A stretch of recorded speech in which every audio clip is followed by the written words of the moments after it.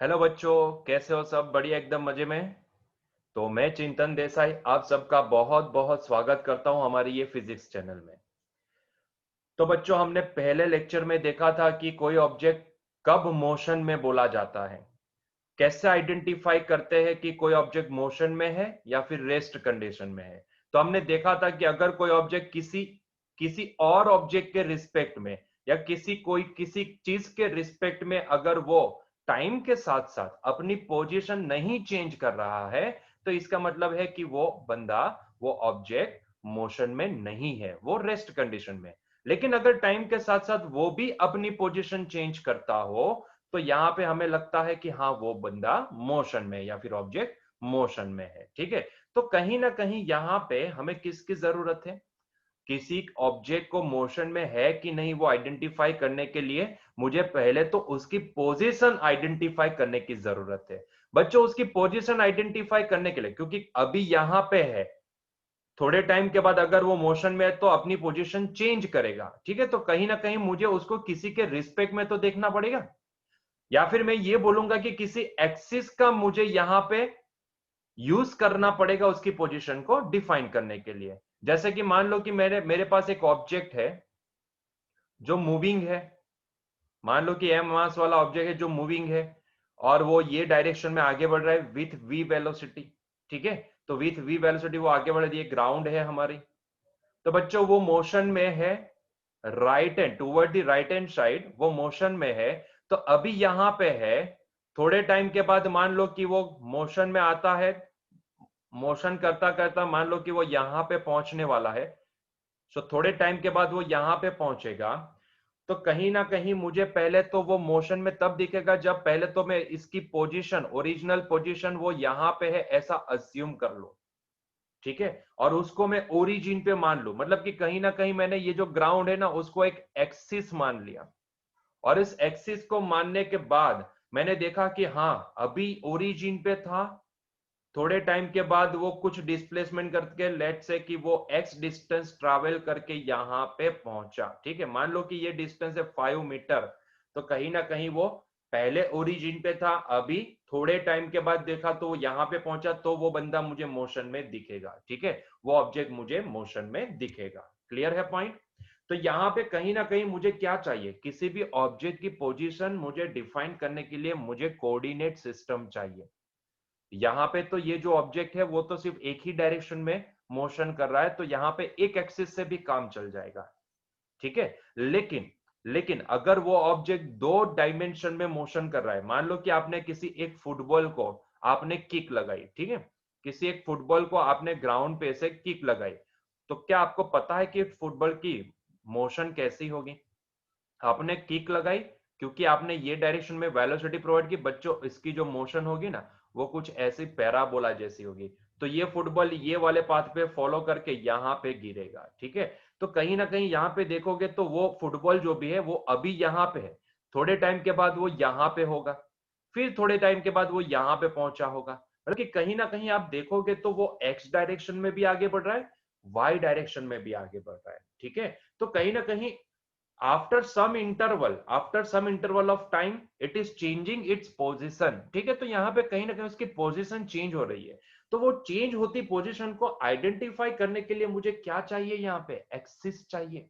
मुझे एक्सिस चाहिए, coordinate system चाहिए। जैसे कि यहाँ पे इसकी मोशन को मुझे डिफाइन करना है, तो मुझे एक्स एक्सिस भी चाहिए, मुझे वाई एक्सिस भी चाहिए। ठीक है। तो कहीं ना कहीं किसी भी ऑब्जेक्ट की पोजीशन को आइडेंटिफाई करने के लिए बच्चों मुझे क्या चाहिए? मुझे यहां पे एक्सिस चाहिए। ठीक है। कोऑर्डिनेट सिस्टम चाहिए, क्योंकि ये कोऑर्डिनेट सिस्टम ही तो होती है जो उस ऑब्जेक्ट का लोकेशन या फिर उस ऑब्जेक्ट की पोजीशन बता सकती हो। ठीक है। तो यहां पे इसीलिए हमें यहां पे क्या चाहिए? कोऑर्डिनेट सिस्टम चाहिए। ठीक है। और उसके साथ साथ और चीज क्या चाहिए मुझे? कोऑर्डिनेट सिस्टम तो समझ में आता है, उसके साथ और क्या चाहिए मुझे? तो कोऑर्डिनेट सिस्टम के साथ मुझे एक क्लॉक भी चाहिए, क्योंकि अभी यहां पे है, थोड़े टाइम के बाद कहां होगा? तो थोड़े टाइम के बाद, मतलब कि कितने टाइम के बाद वो कहां होगा वो हम आइडेंटिफाई करना चाहते हैं, तो उसके लिए कितने टाइम के बाद, ये क्वेश्चन मार्क आता है, ये सुनो, क्योंकि ये जो ऑब्जेक्ट है ना वो टाइम के साथ साथ अपनी पोजीशन बदल रहा है। जैसे कि ये ऑब्जेक्ट की बात करें तो ये टाइम के साथ साथ आगे बढ़ रहा है, ये सुनो। सिमिलरली अगर हम यहाँ पे फुटबॉल की बात करें तो टाइम के साथ साथ वो अपनी पोजीशन बदल रहा है, ये सुनो। तो कहीं ना कहीं यहाँ पे और क्या चाहिए मुझे, एक क्लॉक चाहिए। और क्या चाहिए मुझे, एक क्लॉक चाहिए, ठीक है। एक क्लॉक चाहिए कि जो टाइम को भी मेजर करती जाए, ताकि हमें पता चले कि अभी यहां पे है, 2 सेकंड के बाद कहां होगा, 3 सेकंड के बाद कहां होगा, 10 सेकंड के बाद कहां होगा। अगर वो टाइम जैसे जैसे आगे बढ़ता जा रहा है, मेरी क्लॉक में मैंने देखा, तो क्लॉक में जैसे ही मैंने देखा और क्लॉक में जैसे जैसे टाइम आगे बढ़ रहा है, वैसे वैसे अगर वो ऑब्जेक्ट अभी जहां पे, मतलब कि मान लो कि अभी ये ब्लॉक की बात करें तो अभी ओरिजिन के ऊपर है, जब मैंने 2 सेकंड बाद देखा तो 5 मीटर पे पहुंचा था, यहां पे पहुंच गया। जब मैंने उसके बाद और 3 सेकंड देखी, मतलब कि टोटल 8 सेकंड के बाद जब मैंने ऑब्जर्व किया तो वो बंदा यहां पे पहुंचा था, वो ब्लॉक यहां पे पहुंचा था, ठीक है। तो कहीं ना कहीं अगर टाइम के साथ साथ अगर वो ऑब्जेक्ट भी अपनी पोजीशन बदल रहा है, तो ही हम मान सकते हैं कि हाँ वो वाला ऑब्जेक्ट मोशन में है, यस और नो। लेकिन उसके साथ साथ अगर मान लो कि यहां पे मैंने किसी एक पेड़ को भी लगाया है, मान लो कि यहां पे मेरा एक पेड़ है, मैंने लगाया तो मेरा ही पेड़ होगा ना, यस और नो, ठीक है। और यहाँ पे ये ऑब्जेक्ट पहले जब जहां था उसको मैंने ओरिजिन माना, मान लो उसे लेफ्ट हैंड साइड पे, क्योंकि मैंने एक्सिस को देखना है ना, तो लेफ्ट हैंड साइड पे मान लो कि ये -2 मीटर पे ये पेड़ लगा हुआ है। मैं यहां से दोनों को ऑब्जर्व कर रहा हूं, ठीक है। सो आई एम दी ऑब्जर्वर। पहले मैं ये ब्लॉक को ऑब्जर्व कर रहा था, अभी मैं पेड़ को ऑब्जर्व कर रहा हूं, मैं दोनों को साथ में ऑब्जर्व कर रहा हूं। तो मैंने अपनी क्लॉक 0 से स्टार्ट कर दी। जब टाइम आगे बढ़ता गया वैसे वैसे मैंने देखा कि भाई ये जो ऑब्जेक्ट है ना वो तो अपनी पोजीशन चेंज कर रहा है। तो अभी यहां पे है, थोड़े टाइम के बाद यहां पहुंचा, थोड़े टाइम के बाद यहां पहुंचा, मतलब कि वो तो अपनी पोजीशन चेंज कर रहा है, ठीक है। तो मैंने महसूस किया कि भाई जब मैंने ये क्लॉक में टाइम के साथ साथ जब भी मैंने ये दोनों की पोजीशन देखी, ब्लॉक की भी देखी और ट्री की भी देखी, तो दोनों में मुझे डिफरेंस क्या लगा, दोनों में मुझे डिफरेंस ये लगा कि ब्लॉक पहले ओरिजिन पे था, थोड़े टाइम के बाद यहां पे पहुंचा, थोड़े टाइम के बाद वो यहां पे पहुंचा, लेकिन पेड़ जो भी लगाया है वो थोड़े टाइम के बाद भी यही है, उसके और थोड़े टाइम के बाद भी यही, और हमेशा के लिए यही ही रहने वाला है, यस और नो। तो जब मैंने दोनों को ऑब्जर्व किया तो मुझे यहां पे ये समझ में आया कि this tree is not changing its position with respect to time, but that block is changing the position with respect to time, yes और नो। तो कहीं ना कहीं ट्री जो भी है वो रेस्ट कंडीशन पे है, और ये जो ब्लॉक है वो मोशन में है, यस और नो, वो मोशन में है। आई बात समझ में, वो मोशन में है। क्लियर हुआ पॉइंट, यस और नो। तो कब रेस्ट में है, कब मोशन में है, कौन सा ऑब्जेक्ट मोशन कर रहा है, कौन सा ऑब्जेक्ट रेस्ट कंडीशन पे है, वो आइडेंटिफाई करने के लिए बच्चों में क्या चाहिए, दो चीजें चाहिए। एक तो एक्सिस चाहिए, मतलब कि कोऑर्डिनेट सिस्टम चाहिए, ताकि हम उसके पोजीशन को प्रीवियस पोजीशन से कंपेयर कर सकें। और दूसरा, टाइम मेजरमेंट के लिए क्लॉक चाहिए, ताकि वो क्लॉक हमें टाइम भी मेजर करती जाए, क्योंकि कहीं ना कहीं अगर ऑब्जेक्ट अपनी पोजीशन बदलेगा तो विथ रिस्पेक्ट टू टाइम अपनी पोजीशन बदलेगा, ठीक है। अगर कोई ऑब्जेक्ट मोशन में है तो वो मोशन में रहने वाला ऑब्जेक्ट हमेशा विथ रिस्पेक्ट टू टाइम अपनी पोजीशन बदलता है, ठीक है। तो इसीलिए यहां पे सेंटेंस भी लिखा है, यहां पे सेंटेंस लिखे है, in order to specify position we need to use a reference point and a set of axis. It is convenient to choose a rectangular coordinate system consisting three mutually perpendicular axes which is x y and z axis, ठीक है। ज्यादातर case में हम हमेशा ना x Y Z axis का ही use करते हैं, मतलब कि इसको बोला जाता है कार्टेशियन कोऑर्डिनेट सिस्टम, ठीक है। देखो Cartesian coordinate system maximum use होने वाले सिस्टम है, इसके अलावा पोलर कोऑर्डिनेट सिस्टम भी आती है, स्फेरिकल कोऑर्डिनेट सिस्टम भी आती है, लेकिन हम ज्यादातर ना 3D मोशन भी आए तो भी हम क्या करते हैं, हम ये कार्टेशियन कोऑर्डिनेट सिस्टम का ही यूज करते हैं, ठीक है। तो कोई भी ऑब्जेक्ट की पोजीशन आइडेंटिफाई करने के लिए, मतलब कि मैं बोलूं कि भाई इसकी पोजीशन यहाँ पे, अगर मैं बोलूं कि मुझे ये वाला पॉइंट रिप्रेजेंट करना है, सोचो खुद ही सोचो, आपने अगर लोअर स्टैंडर्ड में ग्राफ्स प्लॉट किए होंगे तो किसी पॉइंट को आप ड्रॉ करना पड़ता है, किसी पॉइंट का लोकेशन आपको निकालना है। जैसे कि मैंने लगाया कि भाई मेरे पास एक पॉइंट है 2,3, बताओ बच्चों ये ग्राफ पेपर पे कहां पे मैं इसको पॉइंट आउट करूं, ठीक है। तो आप लोग ये ग्राफ पेपर, यहाँ पे एक एक्सिस ड्रॉ करोगे, इसको एक्स एक्सिस बोलोगे, इसको वाई एक्सिस बोलोगे, और यहाँ पे ये ओरिजिन बताओगे, फिर यहाँ से 2 कदम चलोगे और यहाँ से 3 कदम चलोगे, तो यहाँ पे ये वाला जो पॉइंट होगा उसको बताओगे सर ये वाला है पॉइंट पी। यस और नो, यहाँ से एक्स डायरेक्शन में 2 कदम चले, वाई डायरेक्शन में 3 कदम चले। यस और नो, तो इसी तरह तो आप किसी पॉइंट को आइडेंटिफाई करते हो। यस और नो, तो कहीं ना कहीं कोई भी पॉइंट हो, कोई भी पॉइंट हो या कोई भी ऑब्जेक्ट हो, अगर किसी की पोजीशन आइडेंटिफाई करवानी है तो उसके लिए हमें क्या चाहिए, कोऑर्डिनेट सिस्टम चाहिए, ठीक है। कोऑर्डिनेट सिस्टम हमें यूज करना ही पड़ता है। कोऑर्डिनेट सिस्टम के अलावा तो हम उसका पोजीशन ही आइडेंटिफाई नहीं। मैंने बोला कि भाई अभी यहां पे है, मान लो कि अभी यहां पे है, ध्यान से देखना, ये ब्लॉक जो भी है वो अभी यहां पे है, थोड़े सेकंड के बाद मान लो टाइम के साथ साथ वो यहां पे चेंज हुआ। अभी मान लो आपने कोऑर्डिनेट सिस्टम लगाया ही नहीं है, तो आप कैसे बता पाओगे कि भाई ऑब्जेक्ट यहां से यहां गया, यस और नो, कैसे बता पाओगे। आपके लिए यहां पे है तब भी वो यहीं का यहीं रहेगा, और यहां पे आएगा तब भी वो यहीं का यहीं रहेगा। मेरी इच्छा, मुझे मान लो कि मुझे यहां पे ओरिजिन लगाना, तो मैं यहां पे ओरिजिन लगा देता हूं, ठीक है। तो अगर दोनों जगह पे आपने इसको ओरिजिन पे ही मान लिया, तो इसका मतलब ये हो कि वो तो कहीं नहीं गया। यस और नो, तो कहीं ना कहीं इसीलिए हमें कोऑर्डिनेट सिस्टम चाहिए, हमें कोऑर्डिनेट सिस्टम चाहिए। वो पोजीशन बदल रहा तो with respect to some reference point वो अपनी पोजीशन बदल रहा है, तो हम रेफरेंस पॉइंट मतलब कि पहले ऑब्जेक्ट को कहां मानते हैं, ओरिजिन पे ऐसा मानते हैं, ठीक है। तो जहां पे था, जहां से हमने उसको ऑब्जर्व करना स्टार्ट किया, consider that point as a origin. वहीं से तो वो बंदा अपनी जर्नी स्टार्ट कर रहा है, यस और नो, तो वहां पे ओरिजिन मान लो। अगर टाइम और आपके हाथ में क्या होनी चाहिए, क्लॉक होनी चाहिए, जिसको ऑब्जर्व करना है वहीं पे एक्सिस स्टार्ट हो रही है, वहीं पे वो ओरिजिन है, ऐसा अज्यूम कर लो। और वहीं ओरिजिन पॉइंट से अगर वो बंदा ये डायरेक्शन में जा रहा है तो पॉजिटिव एक्सिस पे जा रहा है, ऐसा मान लो, और अगर ये डायरेक्शन में जा रहा है तो नेगेटिव एक्सिस पे जा रहा है, ऐसा मान लो, है कि नहीं। और आपके हाथ में क्या होनी चाहिए, क्लॉक होनी चाहिए। तो यहां से टाइम को भी स्टार्ट करो, जैसे ये बंदे ने मोशन स्टार्ट कर दी, वैसे ही आपकी क्लॉक भी स्टार्ट हो जानी चाहिए। दोनों को साथ में स्टार्ट करो, देखते जाओ। अगर आपके क्लॉक के टाइम के चेंज होने के साथ साथ अगर ये बंदा अपनी ओरिजिनल पोजीशन से अगर वो डिस्प्लेस हो रहा है, तो इसका मतलब ये हुआ कि वो बंदा मोशन में है। लेकिन अगर ये ट्री की बात करें, वो ट्री अभी देखो, 1 घंटे बाद देखो, 3 घंटे बाद देखो, कहीं पे भी कभी भी देखो, वो हमेशा वहीं का वहीं नजर आएगा, यस और नो। तो कहीं ना कहीं वो टाइम के साथ साथ अपनी पोजीशन चेंज नहीं कर रहा है, that's why it is in at the rest condition. Clear हुआ ये पॉइंट। तो कहीं ना कहीं किसी भी ऑब्जेक्ट का मोशन में है कि नहीं वो आइडेंटिफाई करना हो, तो उसके लिए हमें क्या चाहिए, एक कोऑर्डिनेट सिस्टम चाहिए, ठीक है। और दूसरी क्या चाहिए, क्लॉक चाहिए, क्योंकि समय के साथ साथ उसका डिस्प्लेसमेंट दिखना चाहिए, समय के साथ साथ वो अपनी पोजीशन चेंज करता रहना चाहिए, यस और नो।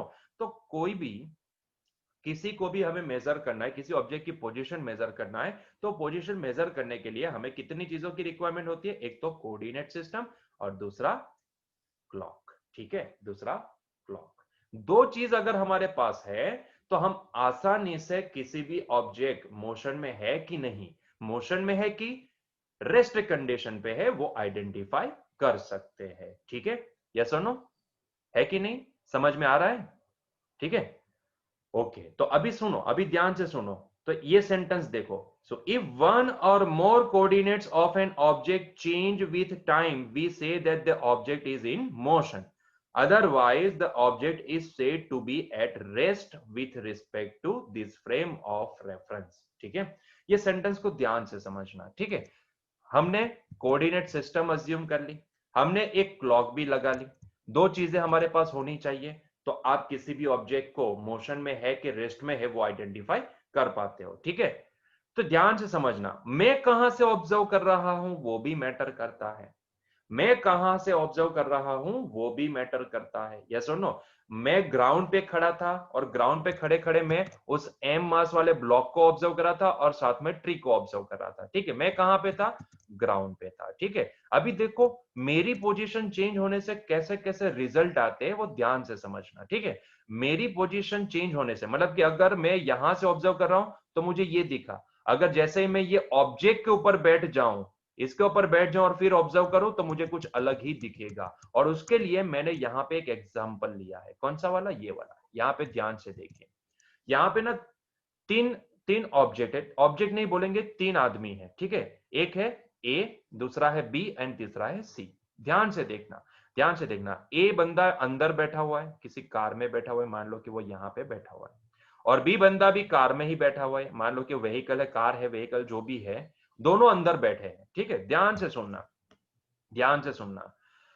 अभी मैंने क्या किया, मैंने दोनों को, दो बंदे को मैंने क्वेश्चन पूछा, पहला ए को पूछा और दूसरा सी को पूछा। सी कहां पे है, ग्राउंड पे है, बाहर खड़ा हुआ है। ठीक है, जब मैंने ए को पूछा कि भाई साहब ए जी हमें बताइए कि ये बंदा बी जो भी है वो कितनी वेलोसिटी से मोशन में है, क्या वो मोशन में, पहले तो मुझे ये बताओ कि क्या वो मोशन में है कि रेस्ट कंडीशन में। ध्यान से सुनना, मैंने ए को क्वेश्चन पूछा कि भाई साहब ये बी बंदा जो भी है वो रेस्ट कंडीशन में है कि मोशन में है। तो भाई उसने क्या किया, उसने बी को ऑब्जर्व किया, ऑब्जर्व करने के लिए उसने क्या अज्यूम कर लिया, एक एक्सिस अज्यूम कर ली। ध्यान से देखना, उसने अपने दिमाग में एक वर्चुअल एक्सिस बना दी। ठीक है, अभी क्योंकि ये तो एक ही डायरेक्शन की मोशन है, तो इसने क्या किया, अपने दिमाग में एक एक्स एक्सिस बना ली, और इस बंदे को उसने क्या किया, ओरिजिन पे मान लिया। ठीक है, और अपने हाथ में उसने एक क्लॉक स्टार्ट कर दी, और फिर देखा, उसने क्लॉक स्टार्ट कर दी और फिर देखा। ठीक है, अपने दिमाग में उसने एक इमेजनरी एक एक्स एक्सिस बना दी, और जिस बंदे को उसको ऑब्जर्व करना है उसको उसने ओरिजिन पे मान लिया, और अपने हाथ में क्लॉक को स्टार्ट कर दिया। जैसे क्लॉक में टाइम आगे बढ़ता गया, वैसे वैसे ये ए ने क्या पाया, ए ने पाया कि भाई वो बंदा बी जो भी है वो तो ओरिजिन पे ही है, वो तो आगे बढ़ ही नहीं रहा है, या सुनो वो तो वहीं का वहीं नजर आ रहा है। तो ए ने तुरंत जवाब दिया है कि भाई मैंने जब ऑब्जर्वेशन लिया तो मुझे तो ये लगा कि भाई वो बंदा बी जो भी है ना वो तो रेस्ट कंडीशन पे है, वो तो रेस्ट कंडीशन पे है। यस और नो, है कि नहीं, ऐसा होता है कि नहीं होता है। जब आप व्हीकल में ट्रैवल करते हो तो जब भी आप किसी सामने वाले को ऑब्जर्व करते हो या फिर आपके बाजू में जो कोई भी बैठा है उसको ऑब्जर्व करते हो, तो कहीं ना कहीं वो सारे आपको स्टेडी ही नजर आएंगे। क्यों ऐसा हुआ, what is the reason behind it, क्या कभी सोचा है कि ऐसा क्यों होता है, या सुनो क्या सोचा है कि ऐसा क्यों होता है। सर व्हीकल में सभी साथ में जा रहे हैं ना, इसीलिए हम साथ साथ है। अरे ऐसा नहीं है, क्योंकि आप जहां से आप उनको ऑब्जर्व कर रहे हो ना, वहीं से आप अपनी एक इमेजिनरी एक्सिस बनाओगे। तो ये जो है ना, जहां से आप ऑब्जर्व करते हो बच्चों, जहां से आप ऑब्जर्व करते हो, जहां पे अपनी इमेजिनरी एक्सिस सोचते हो, जहां पे बैठे बैठे आप अपनी क्लॉक को सेट करते हो, उसी को बोला जाता है फ्रेम ऑफ रेफरेंस, उसी को बोला जाता है फ्रेम ऑफ रेफरेंस। जैसे कि ये बंदा ए है ना, जब भी उसको क्वेश्चन पूछा गया कि भाई बताओ बी रेस्ट कंडीशन पे है कि मोशन में है, तो उसने अपनी इमेजिनरी एक्सिस कहां बनाई, उसी व्हीकल के अंदर बनाई। यस और नो, उसी फ्रेम में बनाई जहां पे बी है और जहां पे बाकी सारे अंदर बैठे होंगे। ठीक है, जहां पे वो व्हीकल है, अभी व्हीकल जा रहा है। ध्यान से सुनना, क्या कभी ऐसा होता है कि व्हीकल 20 स्पीड से जाता है और आप ना उससे बहुत कम स्पीड से जाते हो, तो फिर व्हीकल में बैठने का मतलब क्या है, समझ रहे हो। अगर व्हीकल 20 स्पीड से जा रहा है तो कहीं ना कहीं बंदा ए है ना वो भी 20 स्पीड से जाएगा और बंदा बी भी 20 स्पीड से जाएगा, मतलब सभी लोग, अरे उसके अंदर लगा हुआ जो फैन होगा ना, अंदर जो भी फैन लगा होगा वो भी 20 स्पीड से जाएगा, इसकी जो खिड़की होगी वो भी 20 स्पीड से जाएगी। या सुनो, सभी तो 20 स्पीड से जाएंगे, तभी तो कुछ मतलब निकलता है व्हीकल में बैठने का। सोचो ना, व्हीकल में बैठो, व्हीकल 50 किलोमीटर पर आवर की स्पीड से जा रहा है और आप सिर्फ 10 किलोमीटर पर आवर की स्पीड से जा रहे हैं, ऐसा थोड़ी ना होता है। तो फिर व्हीकल में बैठने का फायदा क्या है, और व्हीकल में बैठ पाओगे अगर ऐसी सिचुएशन आई तो, नहीं नहीं बैठ पाओगे। यस और नो। तो कहीं ना कहीं जब भी आप ये ट्रैवलिंग कोई व्हीकल है, मूविंग व्हीकल है, इसके अंदर बैठे हुए हो, तो जब भी आप बैठे बैठे किसी का ऑब्जर्वेशन लोगे तो कहीं ना कहीं आप अपना रेफरेंस प्लेन कहां बनाओगे, उसी व्हीकल के अंदर बनाओगे, उसी व्हीकल के अंदर बनाओगे। यस और नो। इसीलिए तो इसीलिए तो उसके लिए जिस फ्रेम ऑफ रेफरेंस में ये बंदा है उसी फ्रेम ऑफ रेफरेंस में ये बंदा है। ठीक है, तो कहीं ना कहीं उसी फ्रेम में से जब वो बी को ऑब्जर्व कर रहा था तो उसको क्या दिखा, उसको ये दिखा कि भाई बी तो स्टेडी है, बी तो स्टेडी है। बी क्यों स्टेडी लगा, क्योंकि ये बंदे की फ्रेम ऑफ रेफरेंस कौन सी है, यही व्हीकल को मान लो जहां पे वो बैठा है। यस और नो।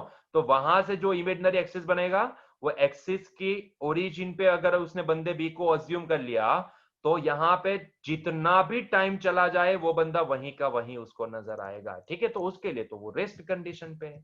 क्योंकि उसकी फ्रेम ऑफ रेफरेंस क्या है, खुद व्हीकल उसकी फ्रेम ऑफ रेफरेंस है कि नहीं, यस और नो। तो इसीलिए उसको वो स्टेडी नजर आएगा। लेकिन अगर मैं सी को पूछूं कि भाई साहब बी रेस्ट में है कि मोशन में है, बंदा बी रेस्ट कंडीशन में है कि मोशन में है, तो सी क्या करेगा, सी अपने हिसाब से अपनी एक एक्सिस बनाएगा, है कि नहीं। तो उसने अपनी एक खुद की एक एक्सिस बनाई, इमेजिनरी एक्सिस बनाई, और उसने देखा कि अच्छा बंदा भी इनिशियली यहां पे था, इसको उसने ओरिजिन मान लिया। फिर उसने अपने हाथ में एक क्लॉक ली और उसका टाइम सेट कर दिया, ठीक है। और फिर उसने देखा कि हाँ भाई मैं जहां पे खड़ा हूं, जैसे जैसे मेरे क्लॉक का टाइम ऐसे इंक्रीज होता जा रहा है, वैसे वैसे अभी बंदा भी यहां पे था, थोड़े टाइम के बाद वो यहां पे पहुंचा है, यस और नो। उसके थोड़े टाइम के बाद वो यहां पे पहुंचा है। तो कहीं ना कहीं सी को क्या दिखेगा, सी को बंदा भी मोशन में दिखेगा, क्योंकि वो कहां पे है, वो ग्राउंड पे है। तो कहीं ना कहीं वो अपनी इमेजिनरी एक्सिस कहां बनाएगा, ग्राउंड के रिस्पेक्ट में बनाएगा, मतलब कि ग्राउंड ही उसके लिए क्या हो गया, फ्रेम ऑफ रेफरेंस हो गया, यस और नो। इसीलिए यहां पे देखो दो बंदे हैं, दोनों को सेम क्वेश्चन पूछा गया, लेकिन फिर भी दोनों ने आपको अलग अलग आंसर दिया, क्योंकि क्योंकि यहां पे frame of reference matters a lot, yes और नो। आप कहां से ऑब्जर्व करते हो, that matters a lot, yes और नो। अगर बंदे ए को पूछोगे तो वो अपनी फ्रेम ऑफ रेफरेंस कौन सी लेगा, व्हीकल को, ठीक है। उसके लिए व्हीकल ही तो उसकी फ्रेम ऑफ रेफरेंस होगी, तो अंदर बैठा है। अगर मैं आपको बोलूं, सोचो, अगर मैं आपको बोलूं आप ट्रेन में जा रहे हो, अगर मैं आपको बोलूं कि भाई आपके बाजू में जो खड़ा है ना, आपके बाजू में जो खड़ा है, सर खड़ा नहीं है उसको खड़े क्यों रखते हो, ट्रेन में जगह है, बहुत जगह है, तो उसको बिठा दो, ठीक है। तो आपके सामने जो बंदा बैठा है, आपको बोलना है कि वो बंदा स्टेडी है या मोशन में है, तो आप क्या करोगे, आप क्या करोगे, आप जब भी उसको ऑब्जर्व करोगे, सोचो सोचो सोचो आपका रिएक्शन क्या होगा, आप तुरंत देखोगे उसको, ठीक है। आपने इमेजिनरी अपना एक फ्रेम ऑफ रेफरेंस बना दिया होगा, आप देखोगे कि यार मेरे रिस्पेक्ट में वो वहीं पे बैठा है, अभी भी वहीं पे बैठा है, 2 मिनट के बाद भी यहीं पे बैठा है, अरे 3 मिनट के बाद भी वहीं, अरे 1 घंटे बाद भी वो वहीं पे बैठा है, यस और नो। तो इसका मतलब ये होता है कहीं ना कहीं कि आप जब भी आपको पूछेंगे और आप अगर ट्रेन में हो, तो आप उसी ट्रेन के रिस्पेक्ट में उसको ऑब्जर्व करोगे, यस और नो। ना कि प्लेटफॉर्म पे खड़ा आदमी जिस फ्रेम को ऑब्जर्व करता है, जिस फ्रेम से ऑब्जर्व करते हैं उस फ्रेम से, ठीक है। आप ऐसा थोड़ी ना करोगे कि मान लो कि मैं तो प्लेटफॉर्म पे खड़ा हूं और वहां से इसको ऑब्जर्व करूं, अरे नहीं, आप ट्रेन में बैठे हो ना, और अगर मैं बोलूं कि आपके सामने जो बैठा है उसको ऑब्जर्व करो, वो स्टेडी है कि रेस्ट कंडीशन में, वो रेस्ट कंडीशन में कि मोशन में है, तो आप क्या करोगे, आप ट्रेन को ही एक रेफरेंस फ्रेम मान लोगे, आप अपनी एक इमेजिनरी एक्सिस बनाओगे कि भाई मेरे से वो आदमी सामने इतने दूरी पे खड़ा है, मतलब कि मान लो कि उसको मैं ओरिजिन पे मान ले, तो उसकी पोजीशन अभी यही है, ठीक है। तो उसकी पोजीशन आइडेंटिफाई करने का आपने इमेजिनरी एक फ्रेम, सॉरी एक एक्सिस बना ली, यस और नो। और फिर आपने क्लॉक में देखा कि भाई अच्छा अभी इतना बजा है, मैं 2 मिनट तक इस बंदे को ऑब्जर्व करूंगा, आपने 2 मिनट तक ऑब्जर्व किया, वो बंदा वहीं का वहीं बैठा था, मतलब कि उसकी पोजीशन चेंज नहीं हुई, यस और नो। तो आप तुरंत ही मुझे जवाब दोगे 2 मिनट के बाद कि सर वो बंदा तो स्टेडी है, यस और नो। वो आपके रिस्पेक्ट में स्टेडी है, क्योंकि आप जिस फ्रेम ऑफ रेफरेंस से, अभी अभी आपको समझ में आ गया फ्रेम ऑफ रेफरेंस होती क्या है, जहां से आप ऑब्जर्व करते हो, जहां पे आप अपनी इमेजिनरी एक्सिस अज्यूम करते हो, जहां पे आप अपनी क्लॉक को सेट करके ऑब्जर्वेशन लेना स्टार्ट करते हो, वो हो जाती है आपकी फ्रेम ऑफ रेफरेंस, ठीक है। तो आपके लिए वो बंदा स्टेडी होगा। लेकिन उसी टाइम अगर मान लो कि वही ट्रेन किसी प्लेटफॉर्म से क्रॉस हो रही है, और किसी प्लेटफॉर्म पे खड़े हुए आदमी को मैं बोलूं कि भाई आपको दिख रहा है अंदर, ट्रेन के अंदर डिब्बे में एक बैठा है, एक आदमी बैठा है, उसको ऑब्जर्व करो, जिसको आपको मैंने ऑब्जर्व करने को बोला था, उसी बंदे को मैंने इसको बाहर से प्लेटफॉर्म से ऑब्जर्व करना बोला, और वो ट्रेन जा रही थी, ठीक है। तो तुरंत वो मुझे बताएगा, वो अपनी फ्रेम ऑफ रेफरेंस मान लेगा प्लेटफॉर्म को, ठीक है। वो अपनी इमेजिनरी एक्सिस वहीं पे अज्यूम करेगा, प्लेटफॉर्म पे अज्यूम करेगा। वो देखेगा कि अभी यहां पे था, थोड़े टाइम के बाद वो ट्रेन आगे गई, मतलब कि वो बंदा भी ट्रेन के साथ आगे गया, तो उसने अपनी पोजीशन चेंज कर दी, मतलब कि वो तुरंत मुझे जवाब देगा सर वो तो मोशन में है कि नहीं, है कि नहीं। तो सारा खेल किसका है, फ्रेम ऑफ रेफरेंस का है, सारा खेल फ्रेम ऑफ रेफरेंस का है। ऐसे देखने जाओगे, मुझे बहुत ही अच्छी कमेंट मिली थी, मुझे पता नहीं है किन्होंने लिखी थी, मुझे देखना पड़ेगा अंदर, लेकिन उन्होंने पूछा कि सर ऐसे देखने जाए तो सारे ऑब्जेक्ट मोशन में ही है। भाई बात तो सही है, सारा कमाल फ्रेम ऑफ रेफरेंस का है। अगर आप किसी एक फ्रेम में, ऐसी फ्रेम में से आप उसको ऑब्जर्व कर रहे हो कि जहां पे वो स्टेडी लगता है, ठीक है, लेकिन जैसे वो फ्रेम को छोड़ोगे तो आपको वही बंदा मोशन में नजर आएगा, है कि नहीं? पॉइंट समझ में आ रहा है? थोड़ा पॉइंट लंबा चल रहा है लेकिन समझना बहुत ही जरूरी है। जैसे कि हम अपनी बात करें, मैं मेरे घर में बैठा हूं, मेरे घर में से खिड़की में से मैं किसी सामने वाली बिल्डिंग को देखता हूं, तो कहीं ना कहीं मैं मेरी फ्रेम ऑफ रेफरेंस किसको मान लूंगा? ग्राउंड को। मेरे लिए मेरा ही घर क्या है? एक फ्रेम ऑफ रेफरेंस हो गई, ठीक है। वहीं से मैं मेरी इमेजिनरी एक्सेस बनाऊंगा, और क्योंकि मेरा जो घर है वो तो स्टेडी है ना, मेरे लिए स्टेडी है, क्योंकि मैं जहां पे जिस ग्राउंड के ऊपर वो बिल्डिंग बना है, वो ग्राउंड के ऊपर मैं जब भी यहां से मेरे बिल्डिंग से बाहर निकलता हूं और वापस आता हूं, तब मुझे वही डायरेक्शन में आगे बढ़ के मुझे मेरे बिल्डिंग तक पहुंचना है, ठीक है, क्योंकि मैं उसी ग्राउंड के फ्रेम में हूं, ठीक है। गूगल मैप देखोगे तो वो ग्राउंड के फ्रेम में ही है, तो कैसे बता सकता है कि भाई अभी यहाँ पे राइट मुड़ो, यहाँ से लेफ्ट मुड़ो, यहाँ से वहां जाओ, वहां से यहाँ जाओ, आप पहुंच गए अपने डेस्टिनेशन पे? क्योंकि कहीं ना कहीं वो मैप भी क्या दिखा रहा है? वो मैप भी हमें, हाँ, किसके रिस्पेक्ट में? ग्राउंड के रिस्पेक्ट में सारे लोकेशन दिखा रहा है। यस, सुनो, हालांकि वो लोकेशन आइडेंटिफाई सैटेलाइट करता है, जीपीएस के सैटेलाइट करते हैं, लेकिन फिर भी हमें वो ग्राउंड के रिस्पेक्ट में सारे डिस्टेंस बताता है। यस और नो? तो मैं जब भी घर से निकलता हूं तो मुझे पता है मैं घर से स्टेशन गया, स्टेशन से वापस घर आता हूं, तो मुझे वही डायरेक्शन फॉलो करके वापस आता हूं, तो मैं अपने घर पहुंच जाता हूं। कभी ऐसा नहीं होता है कि मुझे यहां से घर तक पहुंचने में निकला तब मुझे इतना टाइम लगा, और सॉरी इतना किलोमीटर डिस्टेंस ट्रैवल करना पड़ा, और उसी पाथ में मैं रिटर्न है, मैं क्या बोला, उसी पाथ पे मैं रिटर्न आया, तो मुझे मेरा घर ना थोड़ा डिस्प्लेस हो गया था, तो मुझे अभी ज्यादा किलोमीटर ट्रैवल करना पड़ा। ऐसा कभी नहीं होता है, ठीक है, हमारे साथ ऐसा कभी नहीं होता है, क्योंकि हम सारे जो भी ऑब्जर्वेशन लेते हैं वो with reference to ground plane लेते हैं, ठीक है। लेकिन जैसे ही आप ऑब्जर्वर बन के आप स्पेस में चले जाओ, या फिर अपनी जो अर्थ की सरफेस है उसको छोड़ दो, ठीक है, और थोड़ी हाइट पे चले जाओ और वहां से स्टेडी होके देखो, तो अभी आपके लिए, क्योंकि आपकी फ्रेम ऑफ रेफरेंस अभी क्या हो गई? वो हाइट वाली स्पेस, ठीक है, स्पेस हो गई आपकी फ्रेम ऑफ रेफरेंस। तो अभी उसके रिस्पेक्ट में आप अपनी इमेजिनरी एक्सेस बनाओगे, उसी के रिस्पेक्ट में देखोगे कि अच्छा ये बिल्डिंग अभी यहाँ पे है, आपकी क्लॉक सेट करोगे, 2 मिनट के बाद देखा तो वो बिल्डिंग तो शिफ्ट हो गई, मतलब कि अभी वो मोशन में है, ठीक है। अच्छा, अर्थ को अभी, अब तक अर्थ ना मोशन में दिख रही थी, ठीक है, मोशन में कैसे दिख रही थी? वो सर्कुलर मोशन कर रही थी, ऐसे दिख रही थी। थोड़ा और ऊपर जाओ तो अभी देखेगी कि अर्थ अपनी पोजीशन सर्कुलर मोशन भी कर रही है, साथ में वो सन के ऑर्बिट में भी घूम रही है। यस और नो? तो आपको दोनों मोशन नजर आएगी। और दूर चले जाओ तो अपनी पूरी सोलर सिस्टम मोशन करती नजर आएगी। तो कहीं ना कहीं अभी हमें लग रहा है कि वो चांद जो भी है, ठीक है, वो अर्थ के रिस्पेक्ट में मोशन में है, लेकिन हकीकत यह है कि हमारी अर्थ भी सन को ऑर्बिट करती है। लेकिन हमें यहाँ पे ग्राउंड में बैठे बैठे हमें क्या लगेगा? क्या अर्थ हमारी सन को ऑर्बिट करती है? नहीं समझ में आएगा कि अर्थ हमारे, हमें सन अर्थ के ऑर्बिट में रोटेशनल मोशन कर रहा है, मतलब कि अर्थ को ऑर्बिट कर रहा है, ऐसा नजर आता है, लेकिन रियलिटी कुछ अलग है ना। सन हमें ऑर्बिट करता नजर आ रहा है, लेकिन जैसे ही अपनी फ्रेम ऑफ रेफरेंस बदल दोगे तो आपको अभी अर्थ सन के ऑर्बिट करती नजर आएगी, है कि नहीं? तो यही सारी चीजें होती है, फ्रेम ऑफ रेफरेंस का यही पावर है। आपने अपनी रेफरेंस फ्रेम चेंज कर ली, जहां से आप ऑब्जर्व करते हो, अगर आपने उसको चेंज कर दिया तो आपको कुछ अलग ही नजर आएगा। समझ रहे हो? जैसे कि अगर एक और एग्जांपल देना चाहूं तो शायद आपको ज्यादा समझ में आ जाएगा। मान लो, ध्यान से देखना, मान लो कि एक ये रोड है, ठीक है, एक ये रोड है, जस्ट ऑब्जर्व करना, यहां पे मैंने एक पेड़ लगाया है, ठीक है, ध्यान से देखना, और मैं कहीं दूर से एक कार में बैठा बैठा आ रहा हूं, ठीक है। So this is my car, बहुत ही बढ़िया है, पुराने जमाने वाली कार लेके आए सर। हाँ, मुझे बहुत ही बढ़िया कार, ऐसे पुराने जमाने वाली कार बहुत अच्छी लगती थी, ठीक है। तो मैं यहां से आ रहा हूँ, ठीक है, ये कार में बैठे बैठे आ रहा हूँ, मतलब कि अभी मैं कहाँ पे हूँ? ये कार में बैठा हूँ, ठीक है, ये कार में बैठा हुआ, ठीक है। चल, और कार ना पेड़ की ओर आ रही है, ठीक है, पेड़ की ओर आ रही है। देखो कैसा होता है फ्रेम ऑफ रेफरेंस, ध्यान से समझना। अगर मैं बोलूं कि आप अगर कार में बैठे हो और कार ये डायरेक्शन में आगे बढ़ रही है, ठीक है, आप कार में, यू आर द ऑब्जर्वर, और you are right now sitting into the car, so that car is the frame of reference, ठीक है। तो आप अपनी जो एक्सिस बनाओगे, वो एक्सिस आप विथ रिस्पेक्ट टू कार बनाओगे।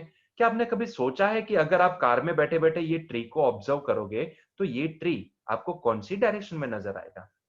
क्या वो ट्री स्टेडी नजर आएगा? सोचो, कार ट्री की ओर आगे बढ़ रही है, क्या आपको कार स्टेडी नजर आएगी? जी हाँ, कार स्टेडी नजर आएगी। क्या आपको ट्री आपकी दिशा में आगे आता नजर आएगा? जी हाँ। अगर मान लो कि आपकी कार वी वेलोसिटी से आगे जा रही है टुवर्ड्स द ट्री, तो क्या आपको पेड़ वी वेलोसिटी से आपकी ओर आता नजर आएगा? जी हाँ। मतलब कि आपने जब अपनी फ्रेम ऑफ रेफरेंस बनाई ना, तब आपने अपने आप को स्टेडी मान लिया। मतलब कि आपके लिए वो कार स्टेडी है और आपको वो पेड़ जो भी है ना, वो ट्री जो भी है, वो आपकी ओर आगे बढ़ता नजर आएगा। वो पेड़ आपको आपकी ओर आगे बढ़ता नजर आएगा। आपकी कार तब स्टेडी दिखेगी आपको, तब कार मोशन में नहीं दिखेगी, तब आपको पेड़ मोशन में दिखेगा एंड टूवर्ड्स द यू।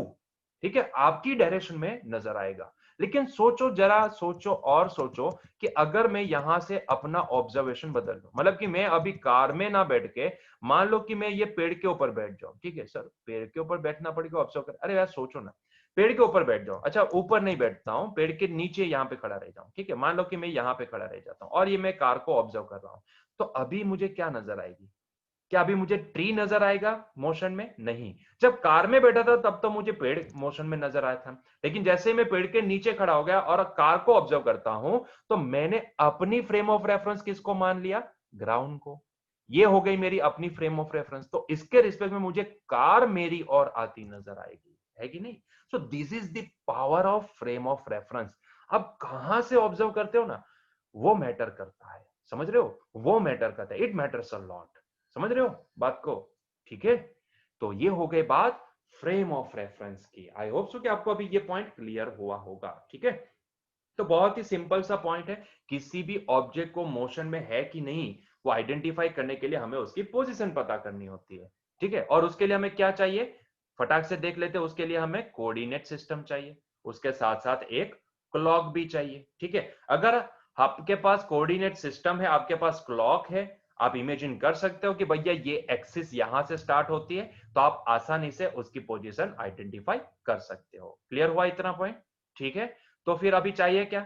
अभी चाहिए एक ऐसी ऑब्जर्वेशन करने के लिए एक ऐसी प्लेन या फिर ऐसी फ्रेम की जहां से आप ऑब्जर्व कर सको। ठीक है, तो उसी को बोला जाता है फ्रेम ऑफ रेफरेंस। मतलब कि जहां से ऑब्जर्वर किसी ऑब्जेक्ट की पोजीशन को टाइम के साथ साथ ऑब्जर्व कर सकता हो, जहां पे वो अपनी इमेजिनरी एक्सिस समझ सकता हो, वहां पे अपनी इमेजिनरी एक्सिस बना सकता हो, उसको बोला जाता है फ्रेम ऑफ रेफरेंस। और फ्रेम ऑफ रेफरेंस के पास उतना पावर है कि वो चाहे तो कुछ भी आपको ऑब्जर्व करवा सकती है। ठीक है, जो बंदा सच में मोशन में है उसको भी आपको वो स्टेडी बता सकती है, और जो बंदा सच में स्टेडी है उसको भी आप मोशन में देख सकते हो। ठीक है, this is the power of frame reference. Frame reference के पास वो पावर है। जैसे पता है ना सर, कैसे स्टेडी मोशन में दिखेगा? अरे भैया, मैंने एग्जांपल दिया ना कि अगर मान लो कि ये वाली कार में आप बैठ जाओ, ठीक है, ये वाली कार में आप बैठ जाओ, कार मोशन में टुवर्ड्स दी ट्री, तो भले ट्री मोशन में नहीं है फिर भी आपको तो ट्री मोशन में ही दिखेगा। मतलब कि है ना पावर फ्रेम ऑफ रेफरेंस का। जब आप कार की फ्रेम में बैठ के देखते हो तो आपको ट्री भी जो स्टेडी है रियलिटी में, वो भी आपको मोशन में नजर आएगा। है कि नहीं? पॉइंट क्लियर हुआ? है कि नहीं?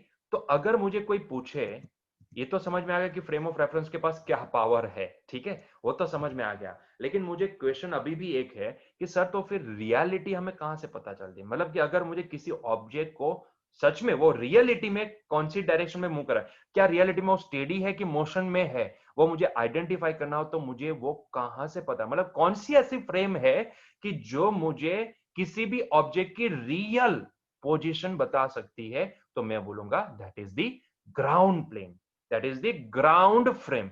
अगर आप ग्राउंड वाली फ्रेम से किसी ऑब्जेक्ट को ऑब्जर्व करेंगे तो वो हमेशा आपको रियलिटी शो करेगी, रियलिटी शो करेगी। इसीलिए आपको हमेशा जब भी किसी की रियल मोशन देखनी है तो कहां से ऑब्जर्व करो? ग्राउंड से ऑब्जर्व करो। Ground is the main reference frame. Main मतलब, मेन का मतलब ऐसा नहीं कि ये मेन नहीं है, ये भी मेन रेफरेंस प्लेन है। ठीक है, कोई भी मतलब कहां से भी आप ऑब्जर्व करो, आप आपके रिस्पेक्ट में सही हो।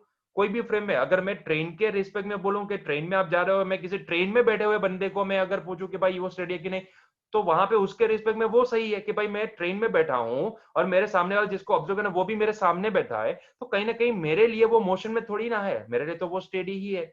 यस और नो? तो वहां पे आंसर सही है कि वो स्टेडी है, but with reference to train वाली रेफरेंस फ्रेम। ठीक है। लेकिन अगर रियल पोजीशन पता करनी है तो उसके लिए आपको कहां से ऑब्जर्व करना पड़ेगा, ग्राउंड से ऑब्जर्व करना पड़ेगा।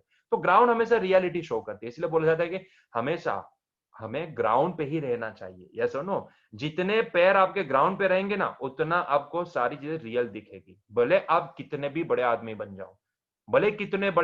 जाओ, लेकिन पैर हमेशा ग्राउंड को छू के रखो। ग्राउंड पे जितना रहोगे उतनी रियलिटी आपको दिखेगी। ठीक है, रियलिटी देखनी है तो ग्राउंड लेवल पे आओ, तब आपको रियलिटी नजर आएगी, है कि नहीं? समझ रहे हो? So this is the frame of reference. I hope so कि आपको ये वीडियो में ये फ्रेम ऑफ रेफरेंस वाली चीज समझ में आई होगी। देखो, पूरा एक लेक्चर इसके ऊपर हमने खींचा है, फ्रेम ऑफ रेफरेंस के ऊपर। उम्मीद करता हूं कि आपको समझ में आया होगा कि what is frame of reference. जहां से आप ऑब्जर्व करते हो, एक ऑब्जर्वर बन के जहां से आप किसी ऑब्जेक्ट को ऑब्जर्व करते हो, जहां पे आप खड़े हो, जहां से आप एक्सिस को अज्यूम करते हो, आपकी एक वर्चुअली इमेजिनरी एक्सिस को अज्यूम करते हो, जहां पे बैठे बैठे आप या फिर खड़े खड़े आप अपनी क्लॉक को 0 पे सेट करके उस ऑब्जेक्ट को ऑब्जर्व करते हो, वो हो जाती है आपकी फ्रेम ऑफ रेफरेंस।